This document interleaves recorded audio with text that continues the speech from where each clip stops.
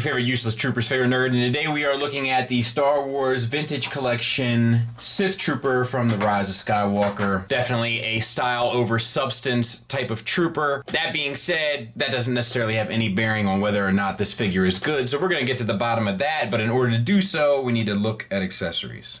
So he comes with like the big old blaster weapon, and the scope does rotate. We have red paint on top of black, which isn't the easiest thing in the world to do, so kudos to them for that. I don't know if anything comes apart here. It looks like it's all solid cast. That'd be interesting to see how he holds it. I haven't tested it yet. But yeah, pretty intricate sculpt work. Well done.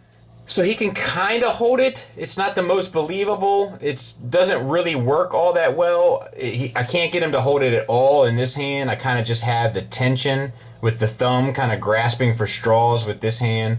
Just, you know, it's not the best.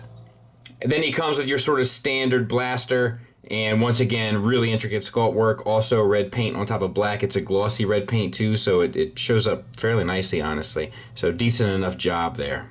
That can go on the side of his leg, kind of like a holster right here. Not the best connection in the world, but standing on a shelf, you should be fine. He'll hold that just fine. So let's take a look at the figure. For the most part, you have red plastic and black plastic. There's a few places where you have black paint on top of red, like the helmet, and then even less places where you have red paint on top of black, like the hand. There's some black paint there, but for the most part, and some black paint on the bottom of the shoes. But for the most part, it's either red plastic or black plastic. There is a ton of sculpt work here. All of the rivets and stuff are there, and they're very small and very detailed, so it is kind of impressive that they did it at this scale. Everything is pretty much on par for what you would want or expect sculpt-wise. Like, it's all in there. You know, it's all new tooling, obviously. Actually, I'm not sure if it reuses any parts from the old one. Probably from the Jump Trooper. I can't remember, though. At any rate, on the head, we have a double ball peg, it feels like. That gets you up to there, down to there, the swivel, confused dog look. All of it works very well, and the paint is done sharp. We have a single ball peg in the abdomen, which pretty much gets you a swivel, nothing really back, forward, or side to side. You have a disc hinge shoulder.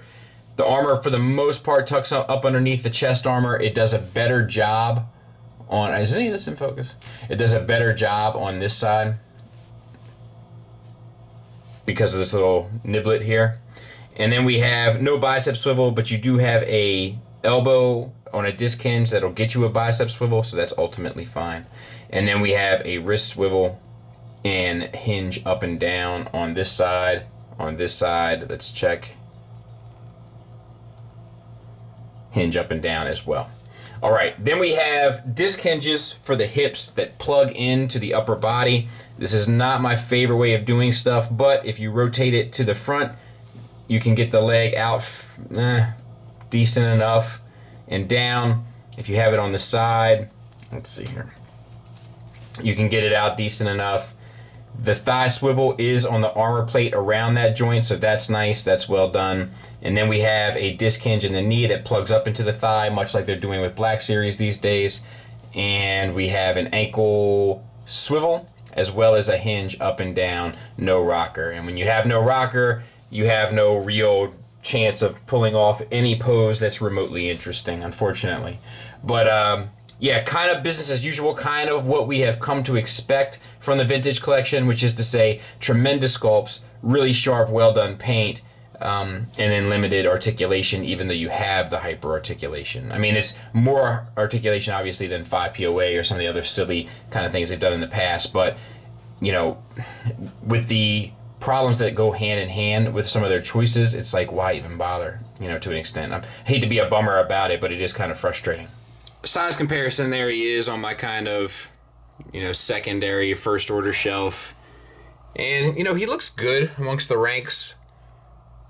I think they do use a lot of the pieces of the legs, perhaps pelvis from this guy, looking at it now. Maybe some of the shoulder armor, but like the bicep armor is obviously different. There are some differences, maybe a retooling, but yeah, I mean, he fits in well. I mean, I much prefer this kind of shelf. I got some EU characters in there as well, but I don't know. It's a lot more striking than just more kind of troopers. And I hate to be a bummer about troopers. You guys know I love to buy a stormtrooper, but at $15 for this, it's kind of starting to hurt.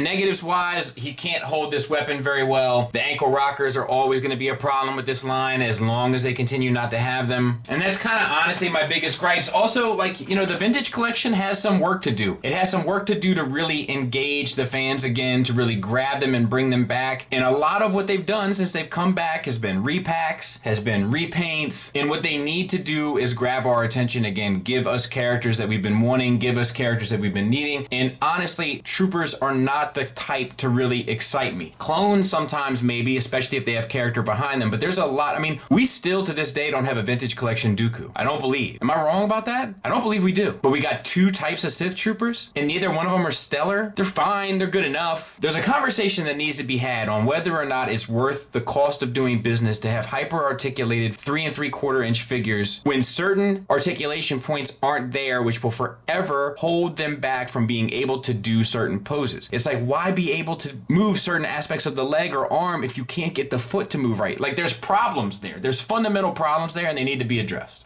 Positives wise, the sculpt is tremendous. The paint is tremendous. It's not a ton of paint, but it's super sharp, especially all that black line work around the mask or helmet. And the engineering does work where it is allowed to work. But $15 for another trooper when you can't provide us with the main characters, it's starting to hurt. I wouldn't have minded this character in a 5 POA. Give me Dooku in a hyper-articulated version. There's some changes that need to happen for the vintage collection to survive. And the vintage collection, I believe, is in trouble, and figures like this aren't helping it. I can't recommend it. Thanks for listening. Thanks for watching. Until next time, take care.